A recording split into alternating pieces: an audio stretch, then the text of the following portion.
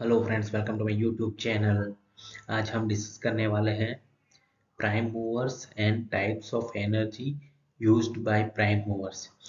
यानी कि prime movers क्या है और कौन सी एनर्जी का इस्तेमाल करता है prime movers, right.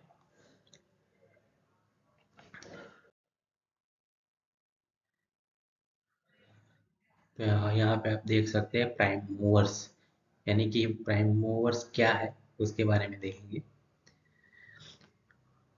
Prime mover is an engine or device which converts natural sources of energy into mechanical work। यानी कि प्राइम मूवर को एक हम इंजन बोल सकते हैं और डिवाइस बोल सकते हैं, जो कि वो क्या करता है, कन्वर्ट्स करता है किसको, natural sources of energy, right. यानी कि किसी भी टाइप्स की एनर्जी को वो कन्वर्ट करता है किस में, मैकेनिकल वर्क में, राइट। सो प्राइम मूवर क्या है, एक इंजन है, राइट। वो क्या करता है, कन्वर्ट करता है, लेकिन क्या कन्वर्ट करता है, नेचुरल एनर्जी को किस में, मैकेनिकल वर्क में। ओके।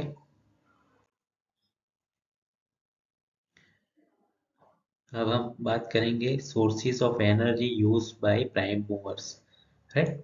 सो प्राइम मूवर्स में हम जो एनर्जी यूटिलाइज कर सकते हैं उसका सोर्सेस के बारे में बात करेंगे। सो आप देख सकते हैं, first fuels. When combustion of fuel takes place, heat energy is released. यानी कि हम किसी फ्यूल को कंबशन करेंगे, राइट, तभी क्या होगा, उसमें से हीट एनर्जी रिलीज होगी, राइट। कोई भी फ्यूल को हमें बर्न करना है, बर्न करने के बाद उसमें से हमें क्या मिलेगा, हीट मिलेगा, उसको हम हीट एनर्जी बोलेंगे। Heat energy is converted into mechanical work by device known as heat engine. So हमें फ्यूल को कंबशन करने के बाद जो भी हीट मिला, राइट, उस हीट एनर्जी को हमें कन्वर्ट करना है मैकेनिकल वर्क में, राइट। जो हीट एनर्जी को मैकेनिकल वर्क में कन्वर्ट करेगा उस डिवाइस को हम क्या बोलेंगे, हीट इंजन। ओके। सो ये हमारा फर्स्ट रहा, सोर्सेज कौन सा, फ्यूल, राइट। तो फ्यूल में से हमें क्या मिलता है, हीट मिलता है, राइट।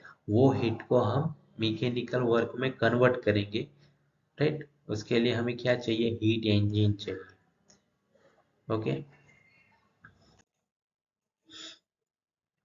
सेकंड आता है river water. Water stored at high level possess potential energy.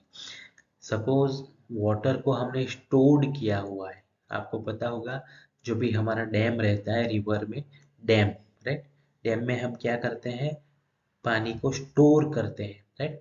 तो जब भी हम पानी को स्टोर करते हैं तभी उस स्टोर्ड पानी में क्या होगा, पोटेंशियल एनर्जी होगा। तो एक चीज याद रखना है, जब भी हमें पानी को स्टोर किया हुआ है जबकि डैम के अंदर, राइट, तभी डैम के इनसाइड जो वाटर है उसमें कौन सा एनर्जी होगा, पोटेंशियल एनर्जी होगा। Potential energy is converted into kinetic energy. यानी कि जो पोटेंशियल एनर्जी है उसको हमें कन्वर्ट करना है किस में, काइनेटिक एनर्जी में। वो कैसे हो सकता है, आपको पता है डैम में हमने क्या किया है, वाटर को स्टोर किया हुआ है, राइट। तो अब हमने कई बार देखा होगा कि डैम के जो दरवाजे हैं वो क्या करते हैं, ओपन कर देते हैं। ओपन करने के टाइम क्या होता है, जो वाटर में पोटेंशियल एनर्जी था वो वाटर मूव करने लगता है, राइट। जब भी जो हमारा डोर है वो ओपन करते हैं तभी व्हाट हैपन, वो हमारा वाटर मूव करने लगता है, तभी हमारा जो वाटर में पोटेंशियल एनर्जी था वो कन्वर्ट हो जाता है काइनेटिक एनर्जी में, and ultimately into mechanical work. अब जो वाटर फ्लो हो रहा है वहां पे हम क्या इंसर्ट करेंगे, टरबाइन इंसर्ट करेंगे, तो वो टरबाइन रोटेट होता होगा, राइट। तो रोटेट जब होता है उसको हम बोलेंगे मैकेनिकल वर्क, राइट। सो आपको यहाँ पे देख सकते हैं उसे हम क्या बोलते हैं, हाइड्रोलिक टरबाइन। यानी कि एक चीज याद रखना है, रिवर वाटर में, वाटर में डैम के अंदर वाटर स्टोर्ड है, तभी उसमें पोटेंशियल एनर्जी होगा। जब भी उसके डोर ओपन करेंगे तभी वो जो वाटर का पोटेंशियल एनर्जी है वो कन्वर्ट हो जाएगा इसमें काइनेटिक एनर्जी में, और वो काइनेटिक एनर्जी को हम थ्रो करवाएंगे किस पे, टरबाइन पे, राइट। तो टरबाइन पे थ्रो करवाएंगे तब व्हाट हैपन, टरबाइन रोटेट होगा और रोटेट होने के कारण वो मैकेनिकल एनर्जी प्रोड्यूस करता है, राइट। थर्ड वन है एटॉम्स, यानी कि न्यूक्लियर एनर्जी के लिए। एटॉम्स यानी कि हम परमाणु बोलते हैं उसे। तो यहाँ पे देखिए, heat energy is release by fusion and fission reaction of atoms, right.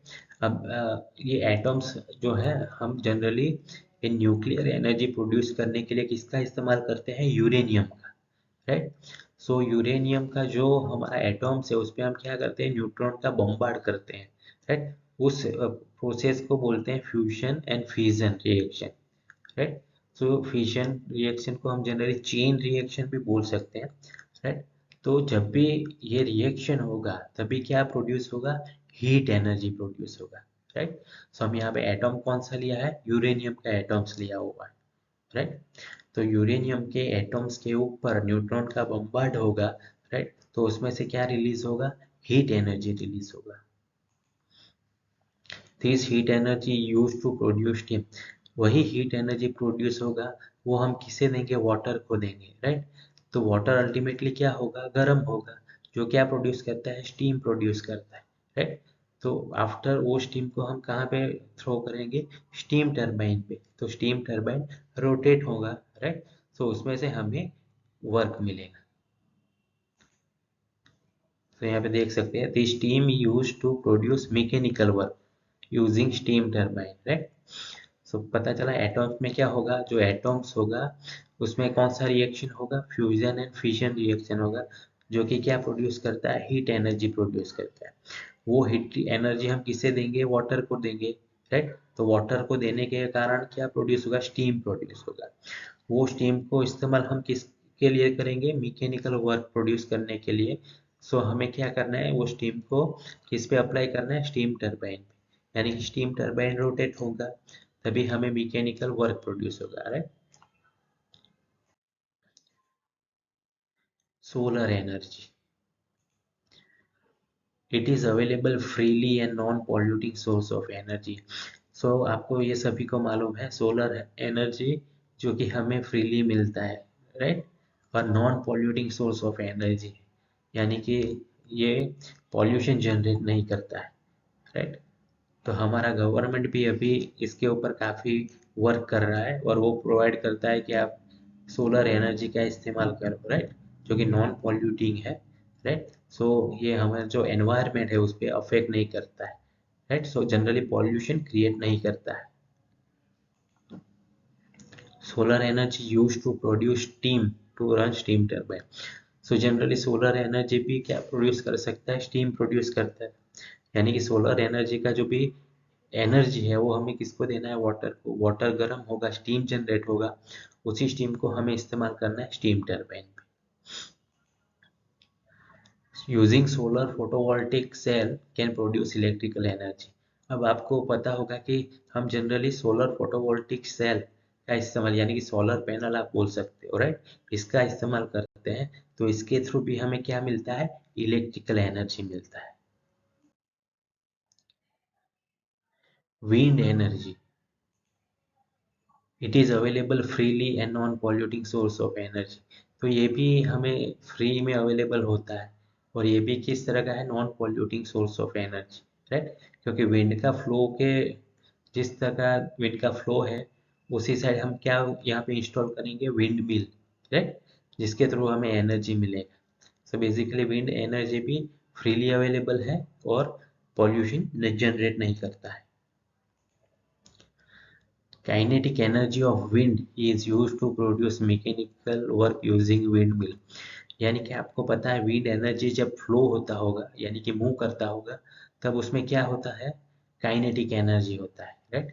सो हमें वो विंड का काइनेटिक एनर्जी का इस्तेमाल करके क्या प्रोड्यूस करना है, मैकेनिकल वर्क, राइट। वो किसके थ्रू करेंगे हम, विंड मिल। विंड मिल यानी कि हम बोल सकते हैं उसको पवन चक्की, राइट, उसके थ्रू हमें एनर्जी मिलेगी। अब जनरली आपको एग्जाम में पूछा जाता है types of energy utilise by the prime mover, right. तो आपको इस तरह का एक फ्लो डायग्राम जैसा ड्रॉ करना होगा, राइट। तो यहाँ पे देख सकते हो थर्मल और नॉन थर्मल। नॉन थर्मल यानी कि is not related to heat, यानी कि हीट से रिलेटेड नहीं होगा। और थर्मल वो क्या है, जनरली वो हीट के रिगार्ड होगा, राइट। तो ये चीज याद रखना है, राइट। नॉन थर्मल यानी कि नॉट प्रोड्यूस बाय हीट, इतना याद रखिए, right. Not produce by heat. Thermal जो किसके रिलेटेड है, हीट के रिलेटेड है, यानी कि चेंज इन टेम्परेचर वो हम बोल सकते हैं यहाँ पे। तो यहाँ पे आप देख सकते हैं थर्मल में कौन सा आता है, फ्यूल आता है, nuclear, solar, geothermal, bio energy, right. सो फ्यूल के बारे में हमने डिस्कस किया है, सोलर एनर्जी के बारे में डिस्कस किया है। उसी तरह नॉन थर्मल में हाइडल एनर्जी, यानी कि वाटर में से जो हमें एनर्जी मिलता है उसको हम हाइडल एनर्जी बोलेंगे। टाइडल एनर्जी यानी कि हमें जो सी होता है, राइट, सी का जो वेव जनरेट होता है ना सी में, उसके थ्रू जो एनर्जी मिलता है उसको हम टाइडल एनर्जी बोलेंगे।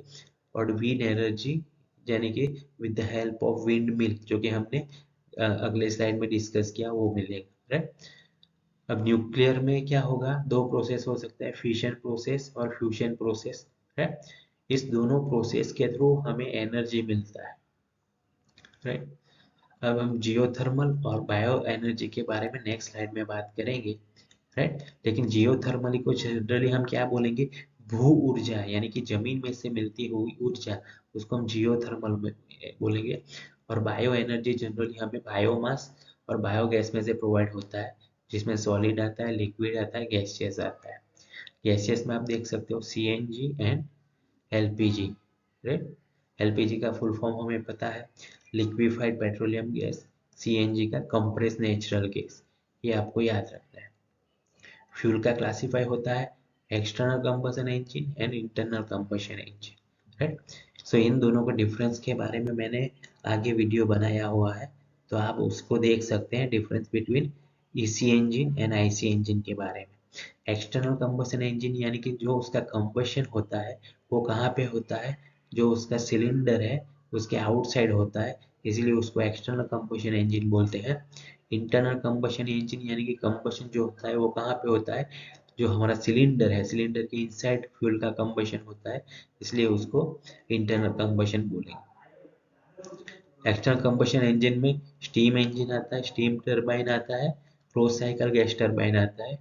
और इंटरनल कंबशन इंजन में reciprocating IC engine and open cycle gas turbine आता है। रेसिप्रोकेटिंग आईसी इंजन के बारे में भी मैंने वीडियो बनाया हुआ है, right. Four stroke petrol engine and four stroke diesel engine का, जो कि आप देख सकते हो, राइट। सो इस तरह का क्लासिफिकेशन है जो कि आपको एग्जाम में याद रखना है। Geothermal energy, it is energy that can be obtained by man through the use of heat inside the earth, यानी कि जमीन जो है उसके इनसाइड भी हीट रहता है, राइट। वो हीट का इस्तेमाल करते हैं हम लोग, राइट। उसके थ्रू हमें जो एनर्जी मिलता है उसको हम बोलेंगे geothermal energy. Geothermal comes from, ये जनरली जियोथर्मल जो वर्ड्स है वो कहाँ से आया है, ग्रीक, राइट। तो उसका ग्रीक में क्या होता है, जियो का मतलब होता है अर्थ, राइट, यानी कि ये जियो है उसका मीनिंग होता है अर्थ, एंड थर्मोस का मीनिंग होता है हॉट।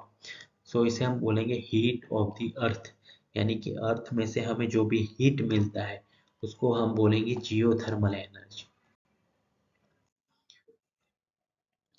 यहाँ पे आप देख सकते हो जियोथर्मल हीट पंप, राइट।